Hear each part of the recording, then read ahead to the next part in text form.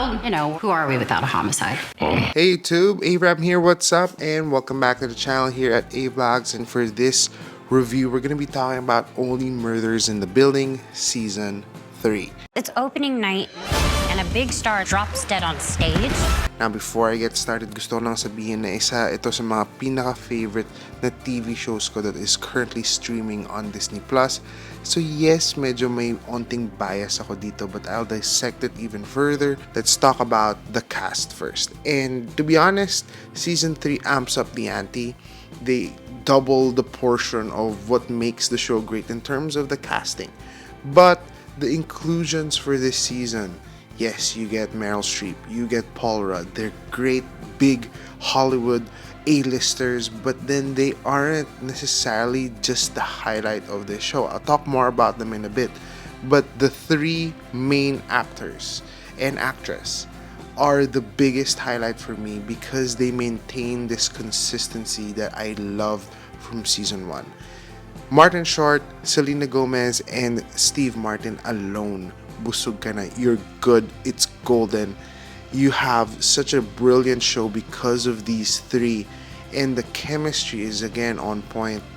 This time around, I guess the character development continues to, improve, and just with them alone, okay ka na.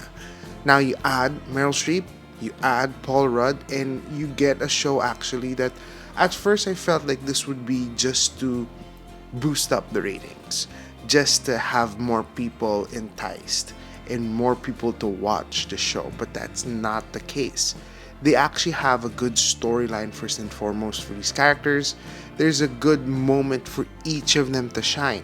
Like I thought cameo lang si Paul Rudd, he had a moment where he was so spectacular and they really squeezed every bit of what they can out of these actors and actresses. It's like, they're not just there to show up for just one episode or two episodes. They're there really to add value to the entire story, which was just amazing to see because again, these are actors and actresses who are, I believe, have busy schedules. There's a meta discussion here when it comes to theater.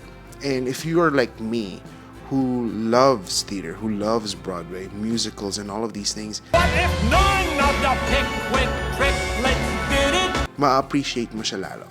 I think that maybe there's a niche group here. Maybe it's not that relatable for everyone, but I still love that it was kept fresh. When you have 3 seasons now, it feels like there would be a portion na magiging repetitive, magiging formulaic, but they actually kept this fresh. They kept you on your toes, which I really liked. Like there were things that they changed. It's just the slightest things. It's just the slight, minute little things that they changed that it felt like, okay, this is a better version because it is, in a way, a new twist, a new turn, a new different vibe or new different atmosphere for Omit B. The different genres play beautifully with each other. There's thriller, there's that mystery murder kind of thing, and the comedy is spot on. For me, again, going back to the cast, Martin Short, Steve Martin, sila pa lang, I love them because of Father of the Bride and of course Pink Panther, Steve Martin, and all of their films. They're actually one of my favorite comedic actors because they're not trying hard.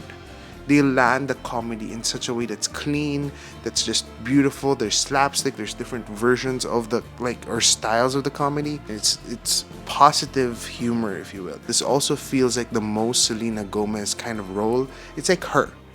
It's all of them. It's just them, but then the chemistry of the millennials and the older generations coming together. It's just a nice combination, and the story is really nice in encapsulating that. And I think Season 3 encapsulates that multi-generational thing all the more, even the disputes that they have or they disband for a certain point, but then it's nicely encapsulated in this season all the more. Now, I give this series, actually Season 3 specifically, a score of 9 out of 10.